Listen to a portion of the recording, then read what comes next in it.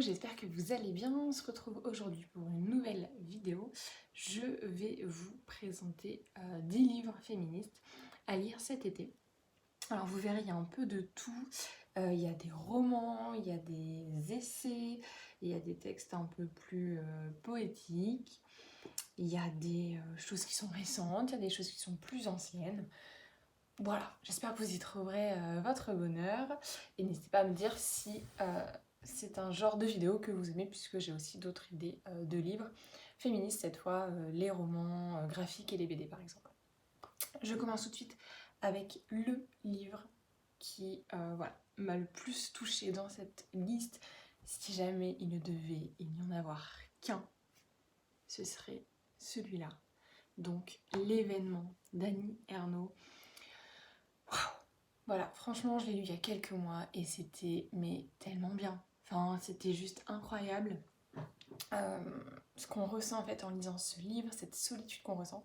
Pour vous mettre un peu dans le contexte, c'est un livre ultra actuel, mais qui a été publié il y a plusieurs décennies déjà, par Annie Ernaux, qui a une plume assez particulière. Je ne sais pas si je l'avais déjà lu. Si c'est pas le cas, n'hésitez pas, foncez, puisque ouais, c'est vraiment quelque chose de difficile à décrire. C'est une plume très économe en mots, mais tellement efficace quoi, enfin vraiment incroyable. Et donc elle raconte l'histoire d'une jeune fille, alors bon, je pense que c'est elle, je sais plus si c'est assumé que ce soit autobiographique ou non, il me semble, mais je ne suis pas sûre, qui a eu recours à un avortement dans les années 60. Bon, évidemment, c'est un thème qui résonne d'autant plus aujourd'hui avec ce qu'il se passe aux États-Unis.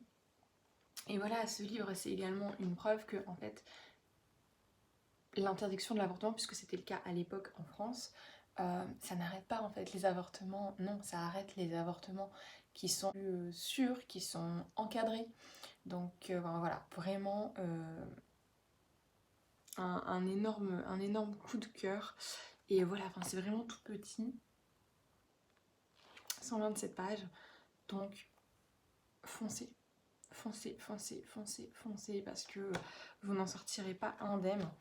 Et si vous avez l'occasion, je vous conseille également de voir le film qui est sorti, il me semble en janvier ou décembre. Enfin voilà, il y a vraiment très peu de temps et qui est voilà incroyable.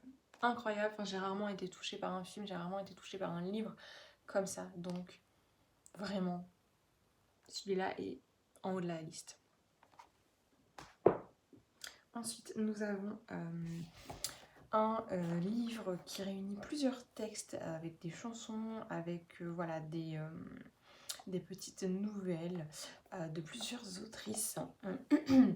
Et les textes ont été réunis en un recueil, donc Sororité, publié chez Point il y a quelques mois. Alors moi j'ai bien aimé puisque ça nous permet de découvrir la plume de plusieurs autrices, d'une chanteuse aussi également. Et voilà, et elle s'interroge en fait sur cette notion de sororité qui en fait pour moi est dans la continuité du féminisme, puisque quelle meilleure réponse y a-t-il au patriarcat que voilà cette solidarité aussi entre les femmes. Voilà, donc je vous conseille, ça permet de découvrir plein de plumes différentes, ça se lit assez vite et il y a des belles découvertes là-dedans. Voilà. Là aussi, on est sur un livre assez court, hein. On est sur 215 pages, mais enfin voilà, ça se lit vraiment très vite. Ensuite, on est sur, cette fois, un classique de la littérature féministe qui est King Kong Théorie de Virginie Despentes. Alors, voilà, je vous le mets parce que c'est vraiment un classique que moi j'ai lu. Après, il m'a moins touchée que d'autres, je dois vous le dire. Mais voilà, je préfère vous le mettre, comme ça vous faites votre propre avis sur un peu ce phénomène de la littérature féministe. C'est une plume qui est ultra... je sais pas trop quoi dire, enfin... ultra directe, qui va parler alors de manière ultra franche, presque crue en fait, j'ai envie de dire. Voilà, enfin par exemple je vous lis la quatrième. J'étais de chez les moches pour les moches, les vieilles, les camionneuses, les frigides, les mal baisées, les imbaisables, les hystériques, les tarés, toutes les exclues du grand marché à la meuf. Toutes les exclues du grand marché à la bonne meuf. Voilà, bon, je pense que c'est une phrase qui résume un peu le style d'écriture. Lisez-le, lisez-le, faites votre propre avis et n'hésitez pas à venir me dire ce que vous en avez pensé. Moi, c'est vrai que cette forme qui est tellement particulière a un peu pris le dessus en fait sur le fond.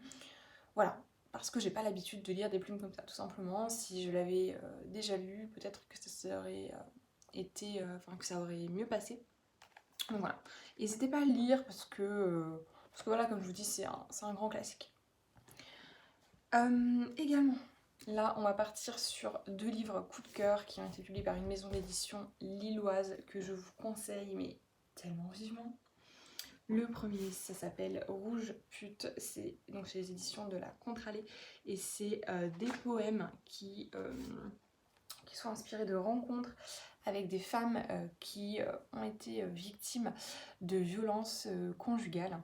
Et c'est ultra intéressant parce que en fait, du coup, ça raconte un peu tout le cheminement qui a pu se passer. Enfin, pourquoi certaines femmes ont réussi à partir, pourquoi pour d'autres, des premiers coups, pourquoi pour d'autres ça a été plus difficile. Enfin, en fait, ça raconte vraiment l'engrenage dans lequel ces femmes ont été plongées.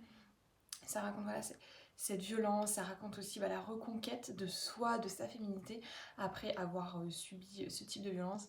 C'est vraiment un texte incroyable, je vous le conseille, mais 1000 fois. Dans la même maison d'édition, je vous conseille un texte ultra original qui s'appelle L'odeur de chlore.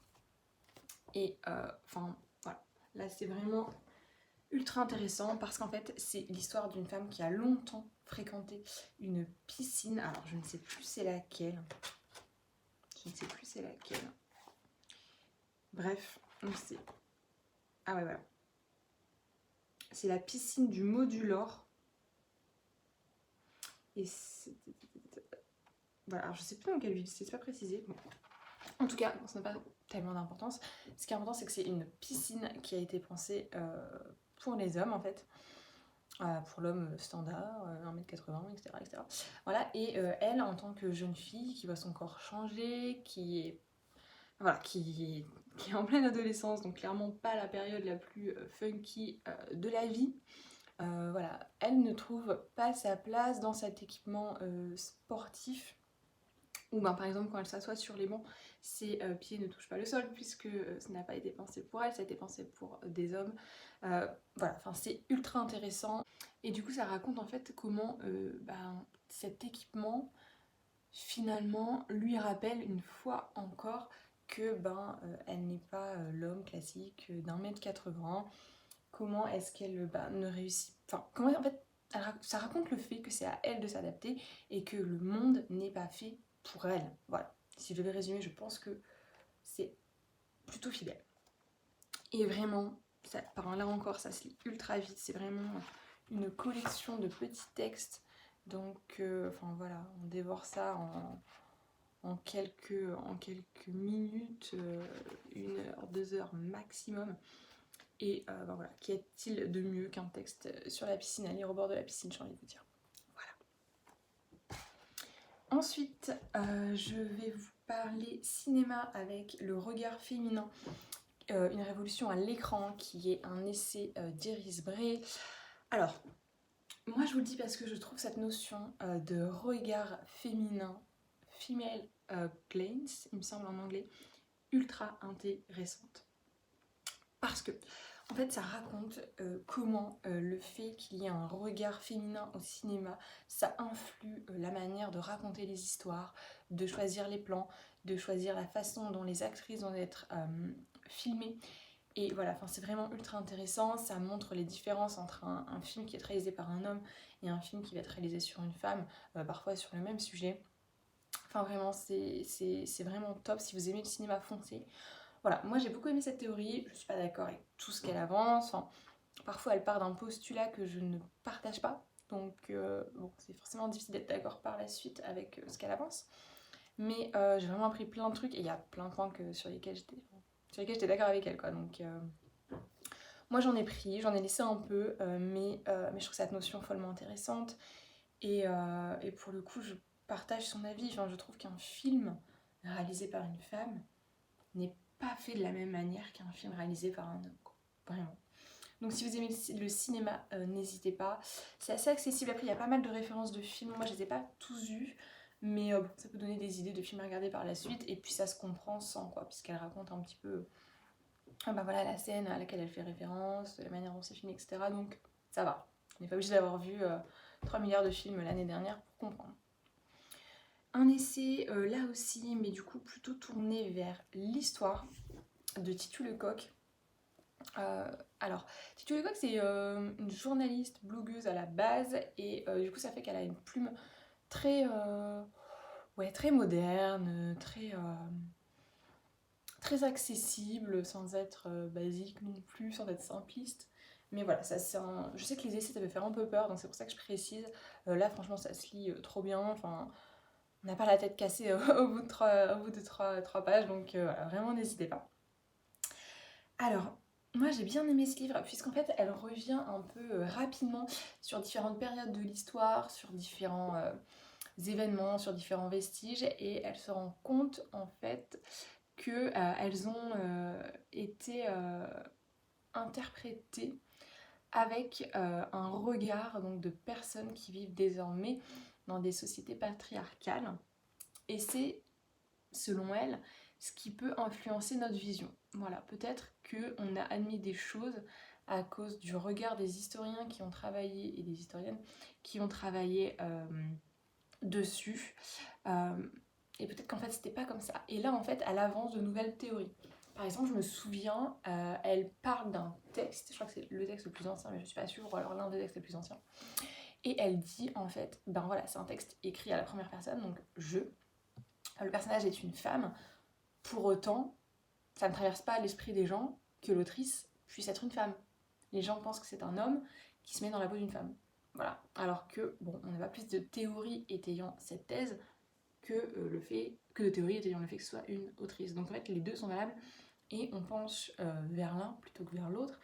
Et voilà, est-ce que si on penche vers l'un plutôt que vers l'autre, c'est pas parce que on a ce regard qui est peut-être biaisé de par nos sociétés actuelles. Voilà. Elle pose la question, elle parle aussi de femmes qui ont été oubliées dans l'histoire. Bon, bah ça, je pense que n'importe qui a fréquenté un lycée, un collège ou a un jour ouvert un livre d'histoire dans sa vie s'en est assez facilement rendu compte. Bon, les femmes, elles sont pas trop dans les livres d'histoire, quoi. Voilà. Je n'ai même pas le souvenir d'avoir vu une femme, ouais, représentée en portrait seul, quoi. À la limite Simone Veil, peut-être Angela Merkel, mais sinon en portrait seul, en femme influente, quoi, j'en ai pas le souvenir. Ça peut, hein, bien sûr, mais là à chaud, j'ai plus des représentations de Napoléon, par exemple, qui viennent, ou des choses comme ça. Ah si, peut-être Sissi. Bon, c'est tout. Sissi qui est restée dans l'histoire pour sa grande beauté. Voilà. C'est Napoléon, c'est pas pour son physique qu'on s'en souvient. Bon, voilà. Passons. Donc voilà, n'hésitez pas à lire ce livre qui est du coup ultra accessible. Et à approfondir aussi chaque période de l'histoire. Ça, je le vois vraiment comme une porte d'entrée. Pour approfondir justement la période, par exemple, sur la préhistoire. Moi, j'avais lu ce livre, Lady Sapiens, publié chez les Arènes, qui est ultra intéressant, puisque ben, là, ça rejoint un peu la démarche de Titu Lecoq, cette fois-ci en se concentrant sur la préhistoire. Et ça consacre un livre à la femme préhistorique, qui est déjà assez novateur. Et on explique, voilà, avec ce qu'on sait aujourd'hui, ce que ça aurait pu être, et son rôle, en fait, c'est les rôles qu'elle aurait pu avoir, etc. Et on se rend compte qu'on est quand même loin des représentations assez classiques de la femme qui fait cuire le bout de gras chassé par le mari en l'attendant dans la grotte, quoi. Voilà. Donc c'est ultra intéressant. Moi j'avais bien aimé. Et puis ça permet d'aller un peu plus loin que le livre de Titu Lecoq sur cette période-là.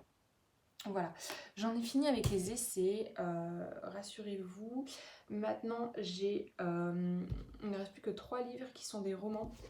Et je vais enchaîner pour rester un peu dans le côté historique avec Moi Julia, qui est un livre publié chez le Cherche Midi. Alors là, bon, C'est une petite brique puisqu'on est à 850 pages. Voilà. Je vous laisse voir en comparaison avec Titu Lecoq, Lady Sapiens, les livres que je vous ai présentés jusqu'à présent. Bon voilà, là on est quand même sur un grand format et assez costaud. Mais c'est vachement intéressant. En fait, c'est une fiction sur une femme qui s'appelle Julia lors de la Rome antique et qui en gros est une tacticienne hors pair et qui doit un peu avancer cachée puisqu'en tant que femme elle ne doit pas représenter une menace, elle doit rester derrière son mari qui est un homme politique, etc. Donc voilà, enfin, c'est ultra intéressant. Moi ce que j'avais bien aimé c'est que c'est ce personnage en fait qui est ultra fort, qui est ultra déterminé et qui est ultra intelligent et qui arrive à se fondre dans cette société, à emmener sa barque là où elle veut aller, à influencer et à convaincre son mari pour qu'il aille là où elle a déjà pensé. En fait, c'est assez amusant puisque son mari va faire des liens qu'elle a déjà fait depuis belle lurette, quoi. Et voilà, en fait, on voit dans le roman que c'est elle qui, dans l'ombre, va mener les batailles, va convaincre son mari de coups stratégiques. Donc c'est hyper intéressant. Et moi j'avais beaucoup aimé, c'est en fait le fait qu'on est carrément plongé dans la Rome antique. Enfin voilà, si jamais vous aimez cette période de l'histoire, vous avez envie de vous y replonger, foncez. Alors, l'avant-dernier livre que j'ai à vous présenter, c'est Filles de Camille Laurens et c'est ultra intéressant aussi. En fait j'ai l'impression de dire que c'est ultra intéressant tout le temps. Après je pense que c'est un peu logique parce que sinon je ne vous présenterai pas les livres, mais voilà, désolée pour cette tic de langage. Et là, on est sur un livre d'une femme qui raconte en gros ce que c'est que d'être fille. Son père a par exemple une phrase qui est assez choquante, puisque quand on lui demande s'il a des enfants, il répond non, j'ai 2 filles. Voilà. Et en gros, ça raconte comment on se construit comme ça quand on est fille, d'abord en tant que fille, puis en tant qu'adolescente, puis en tant que mère aussi par la suite. Comment est-ce que, enfin, quel héritage on transmet, quelle vision on transmet, etc. C'est hyper intéressant. Alors moi je me souviens d'un passage qui m'avait marqué où en fait elle explique qu'il n'y a pas de mot désignant une femme sans qu'elle soit liée à un homme. Par exemple, fille, en fait c'est le féminin de fils, mais garçon, il n'y a pas d'équivalent féminin dans la langue française. Pareil, femme, c'est l'équivalent de mari. Je vous déclare mari et femme. Mais même chose, il n'y a pas d'équivalent de femme, enfin d'homme sans qu'il y ait un lien. Enfin, il n'y a pas d'équivalent féminin d'homme, par exemple. En fait.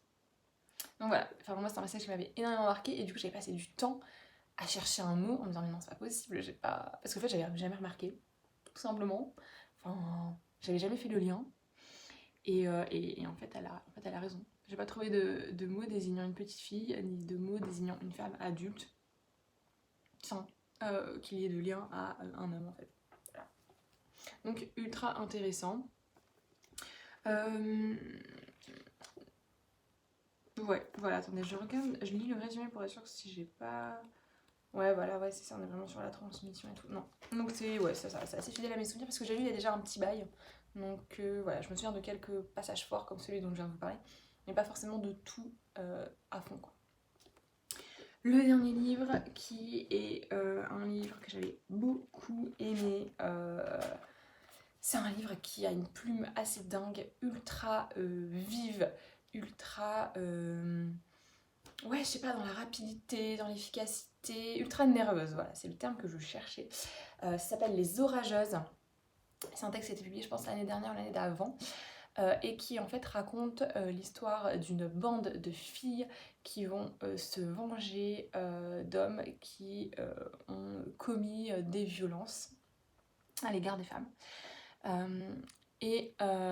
fait, c'est... Enfin, ouais, moi j'ai vraiment adoré la plume qui est incroyable, qui reste vraiment en tête. Et je trouve que le livre, graphiquement, est super beau. Donc là, pareil, on est sur un petit livre qui se lit assez rapidement. Après, c'est un peu plus dense que la contralie que je vous ai présentée. Enfin voilà, si j'ouvre une page au hasard, on est... Mais bon, franchement, ça va. Et je vous dis, rien que pour la plume, lisez-le. Voilà. Et bien c'est tout pour moi, j'arrive au bout de ma liste. Je crois que j'ai un peu triché, je vous en ai présenté 11 en fait, mais bon, faisons illusion. Et je vous invite donc à les lire, à me laisser un petit commentaire si vous en avez lu certains, si vous, du coup vous le conseillez aussi aux personnes qui vont regarder cette vidéo ou pas. Et n'hésitez pas également à vous abonner, ça fait chaud au cœur, ça nous encourage. Et puis ça vous permet à vous de recevoir des notifications quand on publie des vidéos. Je pense que je vais en faire une bientôt sur les romans graphiques et les BD à lire, féministes à lire. Donc voilà, si jamais c'est une vidéo qui vous a intéressé, n'hésitez pas à vous abonner pour avoir la petite notification de la vidéo qui va suivre et qui portera sur ça, je pense. Voilà, je vous dis à très vite.